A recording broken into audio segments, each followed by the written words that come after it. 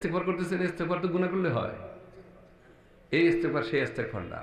এই ইস্তেগফারের অর্থ হলো, হে আল্লাহ, আপনি যেমন শাহানশাহ, আপনি যেমন মহান, আপনার হুকুমটা তত মহান ছিল, আমি তুচ্ছ, আপনার মহান হুকুম আমার দ্বারা পুরোপুরি হয় নাই, এই জন্য আমি ক্ষমা চাইতেছি। যেরকম আল্লাহু আকবার। কথার বুঝে আসছে?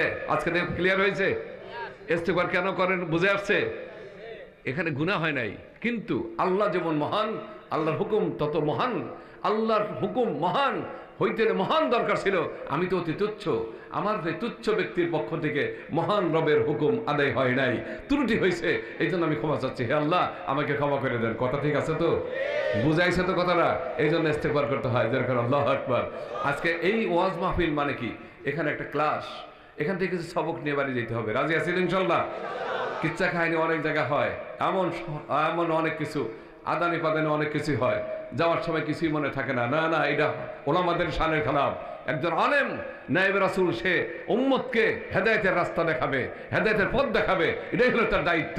কোরআন সুন্নাহর রাস্তা দেখাবে, তার সহি জান্নাতের পথ দেখাবে, জাহান্নামের পথ থেকে ফিরাবে। এদের কাম হলো ওলামাদের। কথা ঠিক কিনা জোরে কন? যাই হোক, আমি আপনাদের সামনে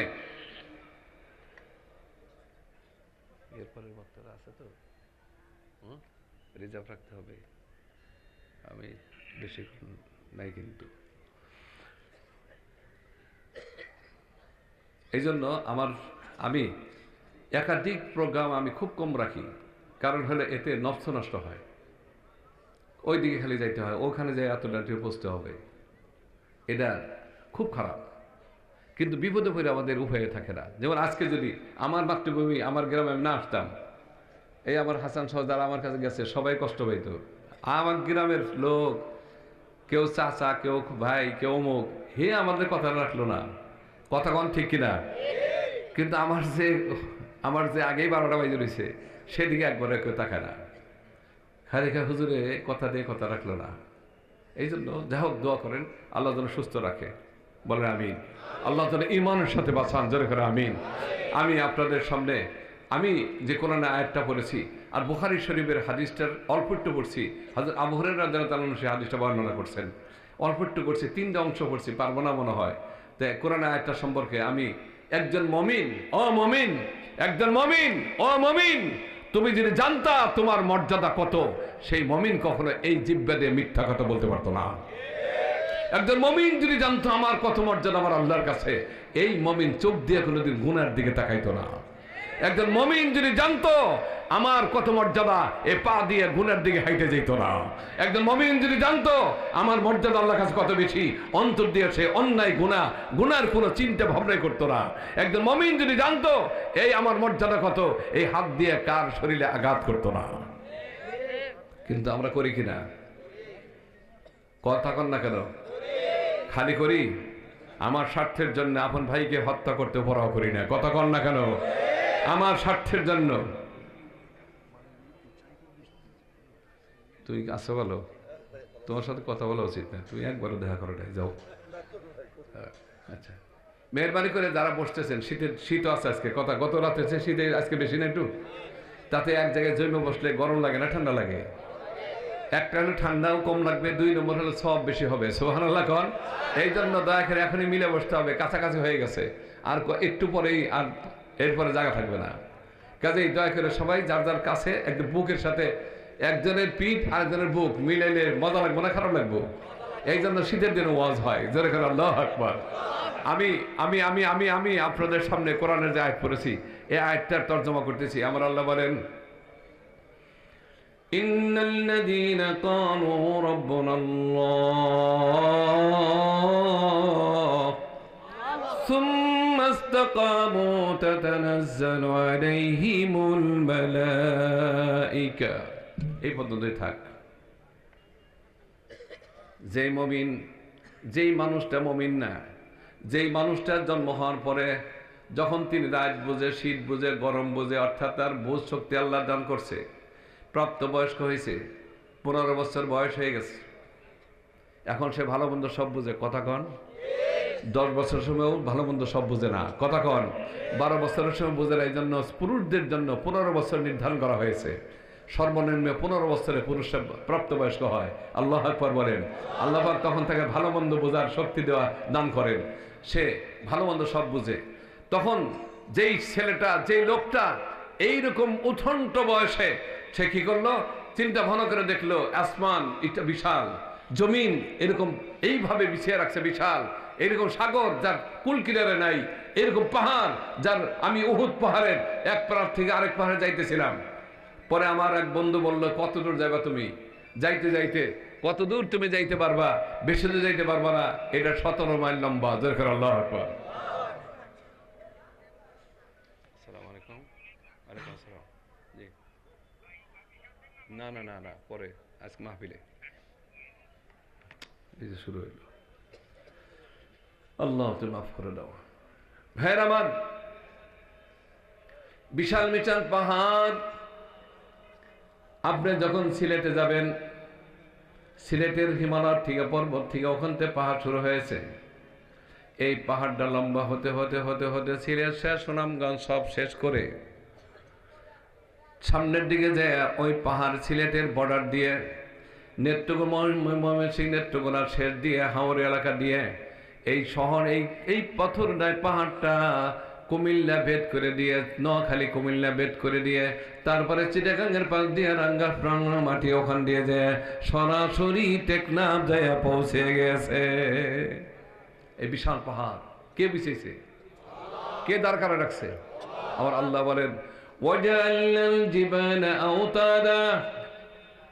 আমার আল্লাহ বলেন, ও আমার বান্দারা, আমি জমিন বানাই, জমিন বানাইলাম, তারপরে পানির উপরে জমিনকে ছেড়ে দিলাম। পানির উপরে যখন জমিনটা ছেড়ে দিলাম, জমিন পানির অভ্যাস হলো ঢেউ খেলা। যখন তরঙ্গর মতো ঠেলছে, আমার বান্দাদের অষ্ট হবে, এই জমিনটাও এরকম এরকম করতেছে। তখন এই জমির উপরে বান্দারা থাকতে পারবে না, মাথা ঘুরেন খেয়ে চাক্কর খেয়ে পড়ে যাবে, শান্তি পাবে না, কষ্ট পাবে। এই জন্য আমার আল্লাহ বলেন, জমিনের স্থিতিশীল রক্ষার জন্য আমি আল্লাহ জমিনের মধ্যে পাহাড়গুলোকে প্যারাক বানিয়ে দিলাম। দুইটা কাঠ নরবর করতেছে, একটা প্যারাক মেরে দিলে শেষ না, আর নরবর নেই, টাইট। দুইটা লোহার, দুইটা পাত ইস্পাত, দুইটা ঝালা ছিটে গেছে, এই দণ্ডন আওয়াজ শুরু করছে। জ্বালা মেশিন আলা এসে এখানে দুইটা জ্বালা করে দিছে। এখন যেমন হলো শক্ত, তেমন হলো আওয়াজ বন্ধ। কথা কর না কেন? যা হোক, ওদিকে বাদ দেন। আমার আল্লাহ বলেন, যেই লোকটা দুনিয়াতে বুঝ শক্তি হওয়ার পরে অন্তরের মধ্যে চিন্তা ভাবনা করে দেখলে আসমান কে বানাইলো, খুঁজে দেখলো না, নাই আসমানের কোনো মালিক নাই। জমিন কি বানাইলো, খুঁজে দেখলো জমিন কেউ বানায় নাই। পাহাড় কে বানাইলো, পাহাড়কে কেউ মানুষ বানায় নাই। জমিনকে, পাহাড়কে, সাগরকে কে বিছাইলো? আমি একদিন টেকনাফের সাহায্য গাড়ি নিয়ে আমি যাচ্ছিলাম, কক্সবাজার থেকে যাইতেছি। আমার হোটেল থেকে বিরাট টাকে ওদের মাল নিয়ে, ত্রাণের মাল নিয়ে আমি যাচ্ছি। যাওয়ার পরে সি বিচের কিছুদিন সামনে যাওয়ার পর সাগরের পাড় দিয়ে আমার গাড়িটা যাচ্ছে। এমন সময় একটা সি বিচের অনেক গাড়ি ঠাবাইছে। এরপরে পাশে আমি একটু দাঁড়াইছি, আমার দুই বন্ধু একটু এক্সচেঞ্জে যাবে, তো তাদেরকে বললাম তাড়াতাড়ি সেরে আসো। এই সময় আমি গাড়িতে বসা রয়েছি। একটা ছেলে, 15 থেকে 16 বছরের ছেলেটা বলতেছে, এইরকম সাগরের মাটি কত বড় লোক যে ছিল, তারা ছিল যে কাইটে কাইটে এনে পাহাড় বানাইছে আর ওটা সাগর হয়েছে। আমি দেখলাম ছেলেটা দেখে কদ্দুর বলতে পারে। পরে বলে যে সেই লোকগুলো বোধহয় খুব উঁচা ছিল, বেশি একা একা কেটেছে। সেই লোকগুলো শক্তিশালী ছিল খুব বেশি, যে ওখান থেকে মাটি কেটে কেটে এখানে ফেলাইছে আর এটা পাহাড় হয়ে গেছে। তাই কি? কে বানাইছে? আল্লাহু আকবার বলেন, আল্লাহু আকবার।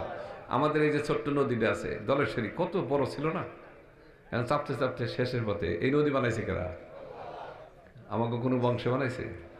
কোনোটাই না, আল্লাহ বানাইছে। যাই হোক, আমার আল্লাহ বলেন, ইন্নাল্লাযীনা ক্বালু রাব্বুনাল্লাহ, যারা তাদের বিবেক দিয়ে চিন্তা ভাবনা করে দেখলো আসমানের মালিক কেউ না, জমিনের মালিক কেউ না, আরশে আজিমের মালিক কেউ না, ওই রকম সাগরের মালিক কেউ না, নদীর মালিক কেউ না, পাহাড়ের মালিক কেউ না, কেউ তো মালিক না, নিশ্চয় তার একজন আসল মালিক আছে। খুঁটে খুঁটে বের করলো, এই মালিকটাই হবে আমার আল্লাহ। যেরকম আল্লাহু আকবার। আমার আল্লাহ বলেন ইন্নাল্লাযীনা ক্বালু রাব্বুনা আল্লাহ, ওই সমস্ত যুবক, ওই সমস্ত যুবতী যারা প্রাপ্তবয়স্ক হওয়ার পরে দিলের মধ্যে চিন্তা ভাবনা করে স্থির করলো এই পাহাড় জমিন পর্বত কেউ সাজায় নাই, এই সম্পূর্ণ সাজাইছেন আমার আল্লাহ। এই জায়গার মধ্যে আমি আল্লাহকে জায়গা দিলে কোথায় জায়গা দিছেন? কোথায় জায়গা দেয়? কোথায় জায়গা? মুমিনের জায়গা কোথায়? জোরে কর। আল্লাহর জায়গা কোথায়? মুমিনের কলবের মধ্যে। জোরে কর। কোথায়? যে মুমিন বলে ইন্নাল্লাহ ইন্নাল্লাযীনা ক্বালু রাব্বুনা আল্লাহ, আমার রব আল্লাহ, এতে আমার জীবন যেতে পারে, তারপর আমার রব আল্লাহ আমাকে জ্বালাই ফেললেও আমার রব আল্লাহ, আমাকে পোড়াইলেও আমার আল্লাহ। হাদিসের মধ্যে, হাদিসের আবারটা পড়তে পারলাম না, রাসূল বলছেন লা তুশরিক বিল্লাহ, তুমি আল্লাহর সাথে শিরিক করবে না ঈমান আনার পরে। ওয়াইন হুররিকতা, যদি তোমাকে পোড়ায় ফেলা হয়, তোমাকে জ্বালাই ফেলা হয়, ওই কতিলটা তোমাকে হত্যা করা হয়, তারপরও তুমি জীবন দিয়ে দিও, কিন্তু আল্লাহর সাথে কাউকে শরীক বানাইও না। লাভ কি? আমার আল্লাহ রাব্বুল আলামিন বলেন সুম্মাস্তাকামু, এরপরে ঈমান আনার পরে যে লোকটা তার জীবন দিয়ে তার ঈমানকে রক্ষা করলো, দরকার আল্লাহু আকবার। হযরত বিলাল, ওই কাফেরের গোষ্ঠী তাকে উত্তপ্ত বালুর মধ্যে শোয়া পাথর দিয়ে চাপা দিত, দম দম দম বন্ধ হয়ে যাইত। হঠাৎ করে যখন দম ফিরে আসতো, শ্বাস ফিস নেওয়ার সুযোগ পাইতেন, বিলাল বলতেন আল আহাদ আল আহাদ আল আহাদ। ও কাফেরের গোষ্ঠী, তোরা না আমার রব, তোরা না মূর্তিরা, আমার রব হলেন আল্লাহ। আমাদের রবকে। এই দুইটা কাজ যে ব্যক্তি করবে, রব মানবে আমি আল্লাহকে, যত কষ্টই তার উপর আসুক, জেল জুলুম যায় আসুক, কিন্তু আমি আল্লাহর প্রতি ঈমান হারাই নাই, ঈমানের উপর অটুট রাখছে, ঈমানের মধ্যে কারোর সাথে আপোষ করে নাই, কারোর সাথে আপোষ করে নাই, ঈমানকে ঠিক রাখছে। এই লোকটার কি মর্যাদা আমি বলছি, আমি বলি না, আমার আল্লাহ বলছেন, আমি বলি নাই, আমার আল্লাহ বলছেন তাতানাজ্জালু আলাইহিমুল মালাইকা। পরিষ্কার হাদিসের মধ্যে রয়েছে, যখন কোনো ব্যক্তির হায়াত শেষ হয়, তখন আল্লাহ রাব্বুল আলামিন আজরাইলকে ডাক দেন, বলেন আল্লাহু আকবার। আজরাইলকে ডাক দেন, বলেন আজরাইল লব্বাইকা সাদাকা ইয়া রাব্বুল আলামিন, জি আমি হাজির ইয়া আল্লাহ। বলেন, বলে যে এই যে আমার কাংসা গ্রামের অমুক বান্দাটা অনেক কষ্ট করছে, ও আমার কাছে পাশ করছে, যেরকম আল্লাহু আকবার। ও আমার ইমানের পরীক্ষায় পাশ করছে, আমার পরীক্ষিত বান্দা, এখন ওর হায়াত শেষ হয়ে যাবে, কিছুক্ষণের মধ্যেই তার চলে আসতে হবে, তুমি তাড়াতাড়ি যাও, তুমি তাড়াতাড়ি যাও, আমার বান্দা যেন কষ্ট না পায়, সময় মতো তাকে আমার কাছে পেশ করে দাও, যেরকম আল্লাহু আকবার। 2 নম্বর, আল্লাহ ডাক দিয়ে বলেন আজরাইল খবরদার, আমার বান্দা যেন কোন কষ্ট না পায়, দীর্ঘ 70 বছর কষ্ট করছে, ফজরের নামাজ পড়ছে শীতের মধ্যে, সারা রাত সারা দিন রোদ্দ বৃষ্টি অপেক্ষা করে কাজ করছে, তারপর আমার হুকুম ছাড়ে নাই, কোরআন সুন্নাহ ভিত্তিক জীবন যাপন করছে, কাউকে অপোজ করে নাই, কাউকে পিছনে করে নাই, কাউকে কখনো আমি আল্লাহকে পিছনে রাখে নাই, না খায় খিটখিট করছে, তারপরে হারাম মাল খায় নাই, অফিসে বেতন পাইছে মাত্র কয়েক টাকা, এরপরও ঘুষের সুযোগ ছিল, ঘুষ ধরে নাই। আছে নাকি? কিছু বান্দা আছে, কিন্তু বড় কঠিন, প্রয়োজন আছে টাকার, সুযোগও আছে, না ধরে কয়জনে, কথা কন, ধরে না এরকম লোক খুব কম, কথা কন, তবে আছে, তবে তবে জোরে কন, তবে তবে আছে বিদায় আসমান আছে, আছে বিদায় জমিন আছে, আছে বিদায় সারা দুনিয়ার নিজাম আছে, তাহলে আল্লাহ বহুতাকে নষ্ট করে দিতেন। যাই হোক, আমার কথা যেটা বলতেছিলাম সেটা হলো, আমার আল্লাহ আজরাইলকে ডাক দেবেন, আজরাইল খবরদার আমার বান্দা যেন কষ্ট না হয়। কিন্তু কথাটা একটু ব্যতিক্রম হয়ে গেল। আমার রাসূল বলছেন ইন্না লিল মাউতি সাকারাত, নিশ্চয় মৃত্যুর যন্ত্রণা বড় কঠিন। বিশ্বনবী বলেন মৃত্যু বড় কঠিন। আর আমার আল্লাহ আজরাইলকে বলেন আজরাইল কাংসা গ্রামের অমুক মারা যাবে, খবরদার সে আমার পরীক্ষিত বান্দা পাশ করছে, কষ্ট যেন না হয়। কিভাবে হইল? কথাটা 2 রকম হয়ে গেল। আমার আল্লাহ বলবেন ও জিবরাইল, আজরাইল যাও যাও যাও, আমার জান্নাত থেকে 500 গিলমান হুর নিয়ে তার সামনে হাজির হও। আর বর্ষ তোমার রহমা ফেরেশতা নিয়ে যাও, ওই ফেরেশতাগুলোর প্রত্যেকের হাতে একটা করে ফুলের টব দাও। আর তুমি জান্নাতে যাও, জান্নাতে যায় একটা সাদা রুমাল, একটা সাদা রেশমি রুমাল জান্নাতের খুশবু দিয়ে ভরাইয়া নিয়ে আমার বান্দার থুতুর নিচে রেখে দাও। সুবহানাল্লাহ। এত আসতে হুরগিল মান্ডাইসা আনন্দটি থাকবে। এই সময় আল্লাহ রাব্বুল আলামিন বলবেন তাতানাজ্জালু আলাইহিমুল মালায়েকা, আয়াতের তরজমা তাফসীর। এই সময় আল্লাহ বলবেন জিবরিল তুমি কোথায়? জিবরিল বলবেন লাব্বাইকা সাদাকা রাব্বুল আলামিন, আমি হাজির। তখন বলবে আমার বান্দা তো, আমার বান্দার এখন আজরাইল জান কবজ করে, ওতে একা কষ্ট পাবে, ভয় পাবে। আর এখন তুমি দেরি করে নাও আমার পরীক্ষিত বান্দা, আমার বান্দার জন্য যে অঙ্গীকার আমি জান্নাতের করেছিলাম আর দেরি করো না, ওই জান্নাতটা নিয়ে আমার কাংসা গ্রামের ওই আব্দুর রহমান ইবনে আউফ তার বাড়িতে নিয়ে হাজির করে দাও। আল্লাহু আকবার জোরে বলেন না। জান্নাতটা সামনে এনে ধরবে, আর আপনি যখন তাকাবেন, তাকার পরে যখন দেখবেন জান্নাতের এই নিমাত, এই নিয়ামত, এইরকম অট্টালিকা, সরম্বনা, বিল্ডিং, এরকম ডেকোরেশন জীবনেও দেখেন নাই, এমন ধরনের নাজ নিয়ামত কখনো দেখেন নাই। এই অবস্থায় যখন আপনি দেখতে থাকবেন, আপনি মাতাল হয়ে জান্নাতের খুশবু, জান্নাতের নিয়ামত দেখার মধ্যে পাগল হয়ে গেছেন, এখন আর খবর নাই। এই মুহূর্তে আল্লাহ রাব্বুল আলামিন বলবেন আজরাইল রে, আমার বান্দা এখন জান্নাতের খুশবুর মধ্যে মাতাল হয়ে গেছে, আমার জান্নাতের সুন্দর দেখে মাতাল হয়েছে, এই মুহূর্তে তুমি তার জান্নাত কবজ করে না। আল্লাহু আকবার বলেন না, আল্লাহু আকবার বলেন না। এখন পাইছেন মৃত্যুর যন্ত্রণা কঠিন, কিন্তু এমন পরিবেশ করবে যারা সে বুঝতে পারবে না। ঘটনা আছে কিনা জোরে কর, আছে কিনা? এমন ভাবে একটা লোক যাচ্ছে, একটা টার্গেট নিয়ে চলছে, একটা বিরাট শুভ সংবাদ তার সামনে, সে চলছে পাগলের মতো, হঠাৎ করে রাস্তায় কাটা বিন্দা রক্ত পড়তে পড়তে গেছে, তার খবরও নাই। কথা কন ঠিক কিনা? আছে কিনা এরকম ঘটনা? আছে কিনা বলেন, আছে কিনা? বাবা দীর্ঘদিন ছিল বিদেশে, এমন সময় বাবা আসছে, খবর পাইয়া দৌড় দিছে, পায়ের মধ্যে ব্যথা পাইছে, আরেকটা লাগছে, আরেকটা গুঁতে লাগছে, আরেকটা রক্ত বেরিয়েছে, কোনো খবর নাই, বাবা টার্গেট। কথা ঠিক কিনা জোরে কন। এটা হলো মৃত্যুর সময়কার অবস্থা। কার অবস্থা হবে এরকম? কার অবস্থা হবে? কার?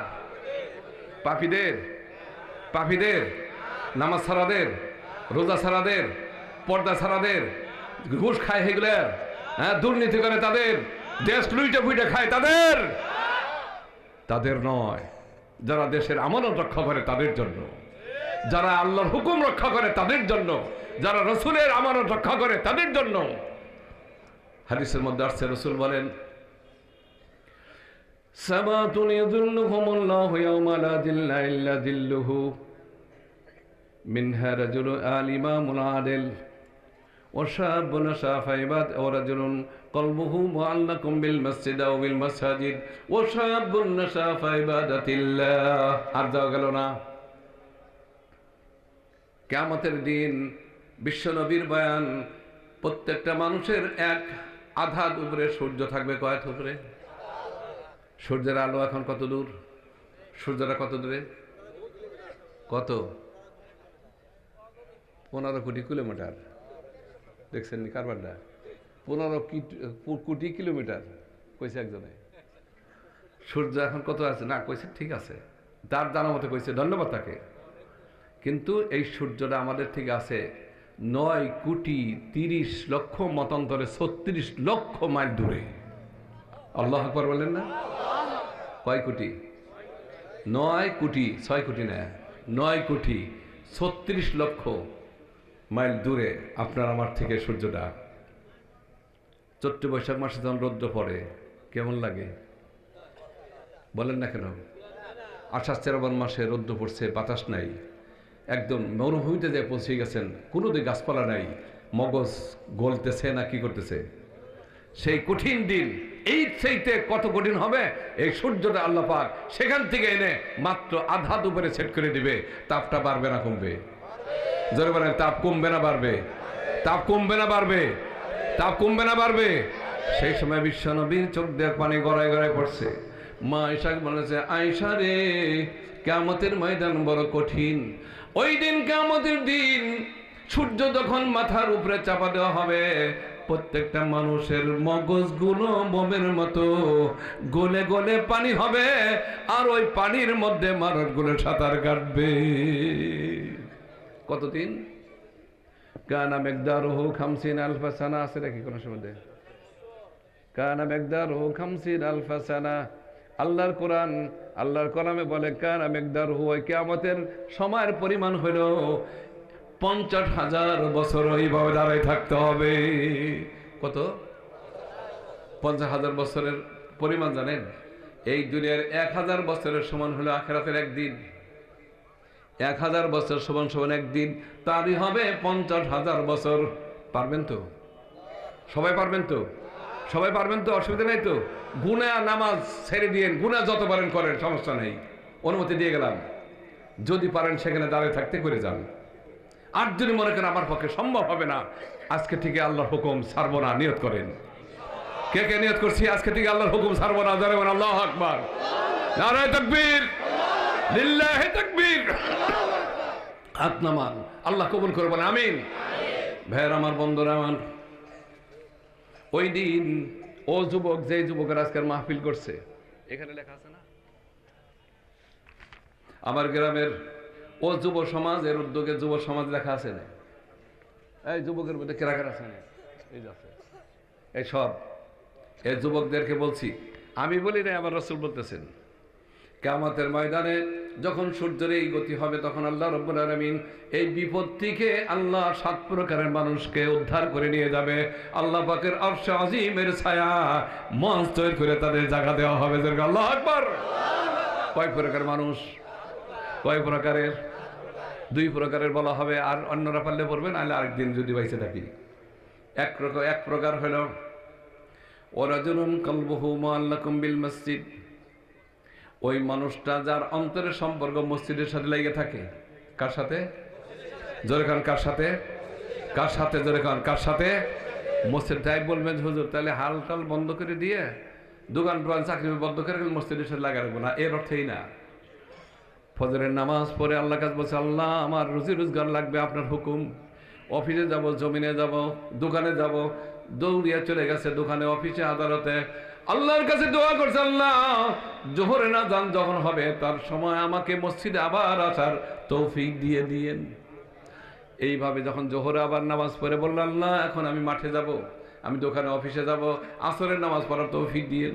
নামাজ পড়ে আবার বল, আল্লাহ এখন আমার কাজ বাকি আছে, দিনের শেষ সমাপ্ত অবস্থা, শেষ কাজটা এখন করতে হবে, মাগরিব পর্যন্ত, মাগরিবের ওয়াক্ত আসে, মাগরিবের নামাজ পড়ার তৌফিক দিয়েন। এইভাবে আবার মাঠে গেল, এরপরে এশার দোয়া করে গেল, এশার সময় নামাজ পড়লো, এশার নামাজ পড়ে দোয়া, আল্লাহ ফজরের নামাজটা আপনি আমাকে জামাতে পড়ার তৌফিক দিয়েন। এইভাবে তিনি দোয়া করে এবং 5 ওয়াক্ত নামাজ পড়ে বিশ্বনবী বয়ান করেন, ওই লোকটার অন্তরের সম্পর্ক লটকে থাকে মসজিদের সাথে। তার অন্তর কোথায়? আমার আল্লাহ বলবেন, আমার রাসূল বলছেন, কিয়ামতের আল্লাহ বলবেন, ওই লোকগুলা কোথায় যেই লোকগুলোর অন্তর আমার মসজিদের সাথে লেগে ছিল। আয় রে আয়, আজকের এই কঠিন সূর্যের আলো তোদের জন্য না, তোরা সহ্য করতে পারবি না। আমার ঘরে ডিউটি করছিস তুই 5 বার, আমার ঘরে যে নামাজ পড়ে তুই সিজদা দিয়ে আমার কাছে কান্নাকাটি করছিস, আমি আর কান্দাবো না তোরে। আয় আয় আয়, আমার আরশে আজিমের মঞ্চ তোর জন্য আমি খালি করে দিলাম। জি, আমরা এই সবাই একটু চাইবে বসেন, ওই লোকগুলোর জায়গা দেন, সবাই জায়গা নিয়ে বসুক। সবাই বলেন একটু চাইবে, ওদিকে তাকে দেবে না, আমার দিকে তাকে দেবো, ওদিকে কেন? ওদিকে না। ভাইরে বাপ, ভাইবার আমার, ভাইয়ের আমার, ও বাবার আমার, ও তরুণ যুবকরা আমার, খবরদার তুমি যুবক বলে মনে করো না। আমি কেবলমাত্র 20 বছর, 70 বছর দাদা হাইট পেয়েছে, আমি তো 70 বছর পাবোই। খবরদার, এই ভুল ধারণা কথা ঠিক কিনা কন। সার্টিফিকেট নিয়ে মেডিকেল কলেজ থেকে বের হয়েছে, ডাক্তারি পাস করছে। আমি এই সাভার থেকে ঘোষণা শুনলাম, টেকনিক্যাল আসার পরে গাড়ির চাকার সাথে বাড়ি খায়া সার্টিফিকেট শেষ হয়ে গেছে। কথা কন, বুঝেন নাই কথা কন। আপনি আমি রওনা হয়েছি ঢাকায়, অথবা কোনো বিয়ের আনন্দের আসরে, বরযাত্রী সহ তার বন্ধুরা রাস্তার মধ্যে শেষ। ঘটনা আছে কিনা জোরে কন। ও যুবক খবরদার এই ধারণা করো না দাদা 80 বছর হায়াত বেঁচে আমিও তাই পাবো। কোনোদিন না, কোনোদিন না। হতে পারে এক মুহূর্তে পরে আজরাইল তোমার সাথে দেখা করবে। কথা ঠিক কিনা করে করতে হবে। ও ভাইয়ার আমার, বাবার আমার, 1 নম্বর লোকটা ওই লোক যেই লোকের অন্তরের সম্পর্ক ছিল কার সাথে? যেরকম কার সাথে? আমরা অনেক সময় ভুল করি। এখানে যারা আছেন তারা না, অনেকে দেখি নামাজের সময় মসজিদে যাচ্ছি, দোকানের মধ্যে বসে বেচাকেরি করতেছে, 4জন 10জন বসে চা খাইতেছে, আরেক দোকানের মধ্যে টেলিভিশনে কি জিনিস দেখতেছে। আছে নাকি? আমাদের কাংক্ষা নাই। আমাদের মা গ্রামে তো ইনশাল্লাহ সব ফেরেশতা, সবাই নামাজি, পরহেজগার, দিনদার, সব ভালো। ওই ধরনের আমাকে ওই দিক দিয়ে শহর মহরগুলো ভালো না তো, ওখান দিয়ে এগুলো, তাই না? আমাদের গ্রাম তো পরিষ্কার, ঠিক আছে তো? আমার গ্রামের মাতৃভূমি আমার, এই গ্রামের সবার কাছে হাত ধরে পা ধরে আমি অনুরোধ করে যাচ্ছি, খবরদার আজান হওয়ার পরে অন্য কোনো কাজ যেন না থাকে। আমি সরাসরি কোথায় যাব? জনগণের কোথায় যাব? আমার আশপাশের সমস্ত গ্রাম আমার এলাকা, আমার মাটি, জন্মভূমি, এটা আমার সবাই আত্মীয় স্বজন। কাজে সবার কাছে বলছি, নামাজান হইলে কোথায় যাব? যদি 5 ওয়াক্ত নামাজ পড়তে পারেন, জায়গা হবে কোথায়? আরশ আজিমের বর্ণনা আরেকদিন দেব যদি আল্লাহ তৌফিক দেয়। আরশ আজিম কাকে বলে, আরশ আজিম কেমন হবে, সেটা আরেকদিন। সেই আরশ আজিমের মধ্যে আল্লাহ পাক আপনার জন্য একটা স্পেশাল মঞ্চ তৈরি করে দিবে। সেখানে বসে বসে আপনি জাহান্নামীদের শাস্তি দেখবেন, আর কঠিনভাবে চিল্লাইতেছে দেখবেন, আর আপনি তখন হাসবেন আর বলবে, কিরে নামাজ বলে কত তিরস্কার করছিলি, আজ এরকম কেন? মোল্লা খেয়ে কত গালি দিছিস, রাজাকার খেয়ে কত গালি দিছিস, মৌলবাদী কত গালি দিছিস, জঙ্গিবাদী কত গালি দিছিস, আজ তোরা কোথায়? আর দেখ জঙ্গিবাদীরা কোথায়? সেই দিন সব জান্নাতের আঙ্গুল দেখাবে, আর এইভাবে দেখবে আর হাসবে, ফালিয়া ঝাকু, হাসতে থাকবে। আর ওরা তখন আহা আর জ্বালাইস না, আর কাটা গেল বন্দিস না। কথা কি ঠিক কিনা জোরে কয়? ভাইয়ের আমার, 1 নম্বর লোক গেল, তাহলে আপনার অন্তরের সম্পর্ক কার সাথে হবে? জোরে কন, কার সাথে হবে? মসজিদের সাথে হবে। কার সাথে হবে? থাকবে তো ইনশাল্লাহ, থাকবে তো। 2 নম্বর, এই যে যেহেতু যুবক, এই যে যখন যুবকরা যেহেতু ঘটছে, তাদের জন্য একটা বলা দরকার না? এই যে যুবকরা আমার চাই দিছে যে বুড়ারা খালি মসজিদে যায় বসতে, আমরা তো ধরে দেখি, আমার কথা কিছু কইল না। আমি বলবো না, আমার রাসূল বলছেন, ওয়াশাবুন নাশা ফি ইবাদাতিল্লাহ, বিশ্ব নবীর বয়ান। ওই যুবক তরুণী, উঠন্ত বয়সের নারী মেয়েরা, নারী পুরুষরা, যারা আল্লাহর প্রতি ঈমান আনার পরে আল্লাহর হুকুম মতো জীবনযাপন করলো, মা আজমা অব্বাদের মতো আল্লাহর হুকুম মতো জীবন। স্কুলে অনেক ছেলেরা আছে নামাজি, আছে কিনা কত? কলেজে অনেক ছেলেরা পড়ে, আমার অসংখ্য ছেলেরা আমার আছে যারা নামাজ পড়ে। ইউনিভার্সিটিতে অনেক ছেলেরা আছে নামাজ পড়ে, আছে কিনা? কিন্তু সংখ্যায় কম, বেশি দিন নামাজ পড়ে না। কথা কন, ঠিক কিনা কন? আমার রাসূল বলেন, ওয়াশাবুন নাশা ফি ইবাদাতিল্লাহ, ওই যুবক যেই যুবক যৌবনকালটা আমি আল্লাহর গোলামিতে কাটাইছে। ইউসুফ আলাইহিস সালামের মতো কত মানুষ তামসা করছে, কিন্তু সে তামসা করে নাই, আল্লাহর সাথে, আল্লাহর হুকুমের সাথে নিজের জীবন পরিচালনা করছে। বিশ্বনবীর সুন্নতের সাথে জীবন যাপন করছে। আল্লাহ বলবেন সেই দিন, ওই যুবকরা, ইয়া আইয়ুহাস শাবাব, ও শাবাব, যুবকের গোষ্ঠী, তোরা কোথায় রে? তোদের জন্য আজকের এই উত্তপ্ত মাঠ না রে, তোদের জন্য আমি আল্লাহ আমার আরশে আজিমের জান্নাতের ছায়া রাখছি। আল্লাহু আকবার। ও যুবকরা হাত উঠাও, আজকে ঠিক আছে জীবন চালাবা আল্লাহর হুকুম মতো। সমস্ত যুবকরা হাত উঠাও, আজকে ঠিক আছে জীবন যতদিন থাকবে আল্লাহর হুকুম অনুযায়ী জীবন যাপন করবো ইনশাআল্লাহ। সরাজ আছি আল্লাহ রাব্বুল আলামিন এই প্রকৃতির মানুষগুলোর জন্য দুনিয়াতে থাকা অবস্থায় তার বাড়ি জান্নাতে দেখাইয়া কবরে নেবে। আল্লাহু আকবার। তার বাড়ি কোথায় হবে? তার বাড়ি কোথায়? জান্নাতে। কখন? মৃত্যু আসার আগেই তার বাড়ি দেখানো হবে। জিবরিল দেখাবে, এই যে তোমার বাড়ি, চিন্তা করে না, তোমার জন্য বিশাল অট্টালিকা, সব রেডি করে তারপরে জান্নাতের ডাক দেওয়া হবে। রাজি আছি ইনশাআল্লাহ? রাজি আছি। সর্বশেষ আমি এখন আপনাদের থেকে 2টা আবেদন রাখছি। একটা হলো, যুবক যারা আছে তারা আজকে থেকে আল্লাহর হুকুম ছাড়বা না। আর আমরা যারা একটু বয়স হয়ে গেছি তাদের ছাড়ার তো প্রশ্নই আসে না। আরেকটা হলো যারা নাকি যুবক তারা স্কুল কলেজে লেখাপড়া করবে, তারা নামাজটা পড়েই দৌড়তে চলে যাবে। আর যারা আমরা যারা বয়স হয়েছি নামাজ পড়ে একটু ওজিফা করার সুযোগ আছে, করে মাঠে ঘাটে দোকানে যেয়ে দরকার যায়, এইভাবে যদি জীবনযাপন করতে পারেন। আর কলবের সম্পর্ক মসজিদের সাথে থাকবে না বাজারের সাথে? আত্মার সম্পর্ক মসজিদের সাথে বাজারের সাথে? আল্লাহ আমাদের সবাইকে সকলকে আমার এই আত্মার সুসম্পর্ক আমার মসজিদের সাথে যেন হয় সেই তৌফিক কামনা করে আমরা খাঁটি মুমিন হয়ে জান্নাত দেখার পরে যেন আফজালের সাথে দেখা হয় সেই প্রার্থনা করে আমি আমার সংক্ষিপ্ত আলোচনা এখানে শেষ করছি। আখিরু দাওয়ানা আলহামদুলিল্লাহি রাব্বিল আলামিন। আসসালামু আলাইকুম ওয়া রাহমাতুল্লাহি ওয়া বারাকাতুহু।